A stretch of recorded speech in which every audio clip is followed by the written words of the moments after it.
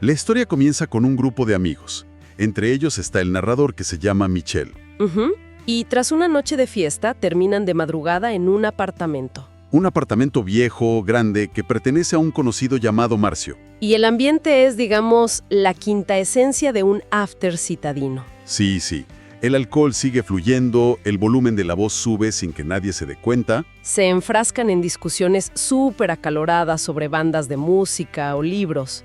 Que el propio Michel, el narrador, describe como chingaderas que no llevan a ningún lado. Pero que sirven para alargar la noche. Es un retrato tan fiel de la vida nocturna moderna que te baja las defensas al leer la historia. Instala una falsa sensación de seguridad.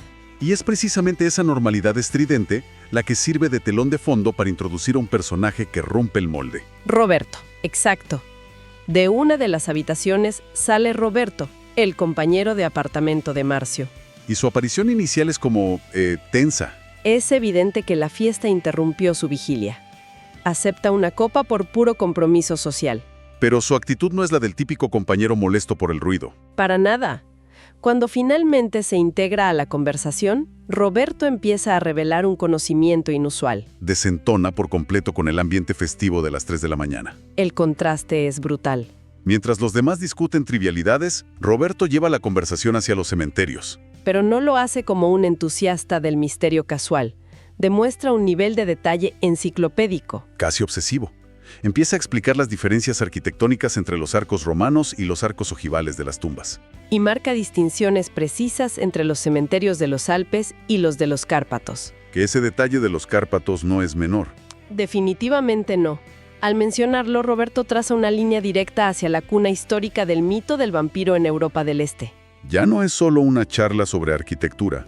Es una declaración sutil de que domina la historia de ciertas criaturas. Y esa erudición se vuelve aún más oscura cuando empieza a hablar de lo que ocurre bajo la tierra. Porque no se limita a admirar mausoleos. Su interés recae en tumbas que han sido profanadas. Sepulturas que amanecen con la tierra removida. Y hace un énfasis particular en cuerpos mal enterrados. Quien preste atención notará que esta no es la charla de un guía turístico. Es el discurso de un rastreador.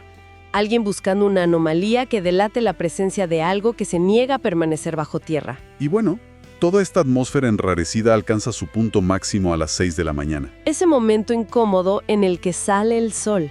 La embriaguez se empieza a hacer resaca. Marcio ya se quedó completamente dormido en un sillón. Y en medio de ese letargo, Roberto luce extrañamente lúcido. Tiene el rostro limpio. Y lanza una invitación abierta a los que aún están despiertos. Pide que lo acompañen al cementerio esa misma noche. Obviamente todos rechazan la oferta. Todos excepto Michel. El narrador acepta y pregunta qué hora. Fijan la cita a las 10 de la noche. Pero el verdadero impacto llega cuando Michel pregunta qué debe llevar. Y Roberto responde con una frase que hiela la sangre. Dice, solo tu valor. Desde una perspectiva literaria, esa respuesta de 3 palabras es un recurso brillante. Borra de tajo cualquier ilusión de que esto sea una salida excéntrica. La transforma en un desafío frontal. Al exigir solo valor, Roberto insinúa un peligro inminente, algo que requiere preparación psicológica. Y ese peso recae sobre el narrador todo el día siguiente, lidiando con la resaca bajo un sol castigador. La normalidad del malestar físico choca con la anticipación de adentrarse en la oscuridad. Bien, vamos a desempacar esto. La transición hacia el sábado por la noche. A las 10 en punto, Michel llega al Panteón de Belén. El autor construye un ambiente opresivo, muy pocas luminarias encendidas. Y sopla un aire fresco, un viento que hace crujir en los matorrales. Clásica ambientación de que algo terrible va a suceder. Sin embargo, Roberto no está. Pasan los minutos, dan las 10:30 y Michel ya casi pierde la paciencia, al punto de querer irse a Tonalá. Y justo en ese instante de duda, un fino embudo de luz rebota en la oscuridad. Una linterna desde el interior del panteón. Y la explicación que da Roberto para justificar su retraso añade una capa profunda de fatalismo. No dice que hubo tráfico ni nada de eso. Confiesa que se demoró porque encontró un verso esculpido en una de las lápidas y sintió la necesidad de copiarlo. El verso, citado textualmente, dice: «Y el espanto seguro de estar mañana muerto, y sufrir por la vida y por la sombra». Este detalle no es un mero adorno gótico, funciona como un ancla temática colosal. El propio Michel lo califica como poesía valiente. Pero más allá de la estética, es un presagio absoluto. Resume la colisión inminente entre la mortalidad humana y la inmortalidad monstruosa. Anticipando el destino de ambos esa misma madrugada. ¿Y ese nivel de poesía prepara el terreno para la incursión? Michel observa cómo Roberto manipula el enorme candado del portón. No lo rompe, lo abre con la destreza de quien conoce el mecanismo. Todo esto iluminado apenas por el foco de la linterna. Una vez adentro, Roberto asume el rol de guía erudito. Describe estatuas y monumentos con una precisión asombrosa, navegando el reino de los muertos con familiaridad. Michel le pregunta cuál es el propósito de la visita. Y Roberto es directo. Buscan la tumba del vampiro. Una leyenda local de 1880 sobre una criatura capturada por un viudo. Y el camino hacia esa tumba está plagado de un simbolismo visual muy potente. Hay dos elementos cruciales ahí, ¿cierto? Sí, el primero es la estatua del Ángel del Silencio, Que Michel interpreta como la necesidad de mantener la boca cerrada sobre los horrores de la oscuridad. sobre aquello que la humanidad apenas sospecha que existe. Y el segundo elemento es aún más perturbador, Un árbol inmenso, cuyas raíces han crecido y se han enredado sobre la tumba, actuando como un sello. sujetando la piedra. Y cito, como una garra. Es una imagen donde la propia naturaleza hace un esfuerzo desesperado por mantener confinado algo primitivo y letal. Y frente a esta tumba, rodeados por las estatuas y bajo la sombra de esas raíces, la tensión explota, Roberto le recuerda a Michel el verso que acababa de copiar. haciendo eco del espanto de estar mañana muerto. Luego mira fijamente a Michel y le hace la pregunta definitiva. Quiere saber si realmente tiene valor. Michel responde que siempre lo ha tenido. Y ahí estalla la violencia. Sin mediar palabra, Roberto se abalanza sobre Michel empuñando un puñal en forma de cruz. Con la clara intención de matarlo. Hasta ese preciso instante, la estructura ha funcionado como una trampa maestra para quien lee. Pensamos que Michel era una víctima incauta. Un tipo común que cayó en las garras de un asesino en serie obsesionado con el ocultismo. Pero aquí es donde se pone realmente interesante. Porque el ataque falla. Y no por un error de cálculo de Roberto. Falla porque la naturaleza de la presa es completamente distinta. Michel, el narrador con resaca, resulta ser el verdadero monstruo. Michel es el vampiro. Todo el andamiaje se derrumba. La invitación al cementerio no era el delirio de un loco. Era una cacería altamente calculada. Roberto era el cazador, un ser humano intentando emboscar a un depredador ancestral. En su propio terreno. Esto plantea una pregunta importante sobre los arquetipos literarios. El plan de Roberto fracasa, pero ¿por qué? Porque basa su estrategia en el mito del individualismo. Asume que los monstruos operan solos, como lobos esteparios. Quería un combate mano a mano. Pero la naturaleza impone una regla diferente. Cuando Roberto salta con el puñal, su movimiento es interrumpido en el aire. De las sombras emergen los hermanos de Michel. Otros vampiros que habían estado ocultos intervienen y sujetan a Roberto por los tobillos. La manada demuestra que la supervivencia colectiva es superior a la venganza individual. Y esa dinámica destroza cualquier posibilidad de éxito para el cazador humano. Michel toma la decisión de acabar con Roberto él mismo. Con, y cito, una mordida rápida y certera. Una suerte de misericordia retorcida. Lo hace para evitar que sus hermanos lo sometan a una tortura prolongada. Y la espiral de violencia continúa. Los vampiros regresan al apartamento y devoran a Marcio, que seguía dormido. Sin ceremonia alguna. Y luego deciden explorar la habitación de Roberto. Donde se revela el verdadero abismo de esta cacería. Entrar a ese cuarto es ingresar a la mente de alguien consumido por una fijación patológica. Un centro de inteligencia enfocado en lo oculto. Encuentran tratados antiguos sobre resucitados. Colecciones de crónicas de la época colonial sobre cuerpos incorruptos. Libretas repletas de pasajes subrayados, años de estudio condensados en 4 paredes. Y más allá de los libros, descubren el nivel de vigilancia táctica de Roberto. Había descifrado los patrones de movimiento de la manada. Dedujo la regla de oro. Nunca repetían el mismo lugar para cazar. Roberto había compilado listas exhaustivas cruzando fechas, calles y horarios precisos. Mapeó sus movimientos.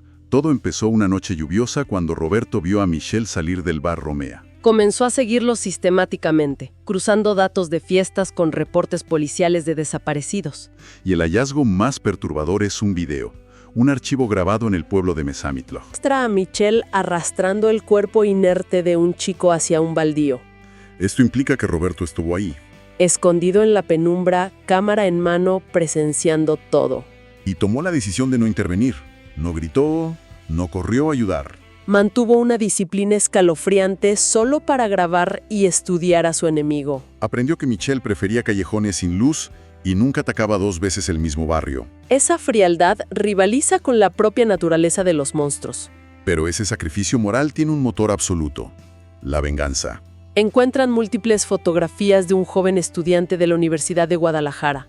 El hermano menor de Roberto, a quien Michelle había casado y despedazado tiempo atrás en Zapopan. Ahí todo cobra sentido. El estudio de los arcos ojivales, las lápidas. Incluso saber que la raíz del árbol había quebrado la roca de la tumba de 1880. Todo impulsado por un dolor insoportable para comprender al ser que destruyó a su familia. Es una tragedia griega en un entorno urbano. El epílogo nos traslada a un periodo posterior, cuando las noticias de las muertes se disipan. Los vampiros vuelven a la azotea de ese edificio viejo. Se sientan bajo las estrellas a beber vino tinto. Simulando los placeres humanos hasta el amanecer, y continúan con su existencia eterna. Una deriva deliciosa hacia Zacatecas, Monterrey o Sonora. Siguen frecuentando bares, manteniendo inalterable su política de no cazar 2 veces en el mismo lugar. Y observando la ciudad que devoran lentamente. Entonces, ¿qué significa todo esto?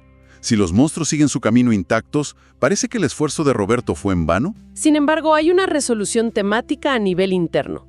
Un respeto profundo que surge entre especies enfrentadas. Estos vampiros, que son crueles y desapegados de la vida humana, desarrollan una admiración genuina por él. A pesar del fracaso táctico de Roberto, Michelle reconoce la magnitud de su empresa. Para seres que ven a la humanidad como un simple rebaño, la tenacidad de Roberto resulta deslumbrante.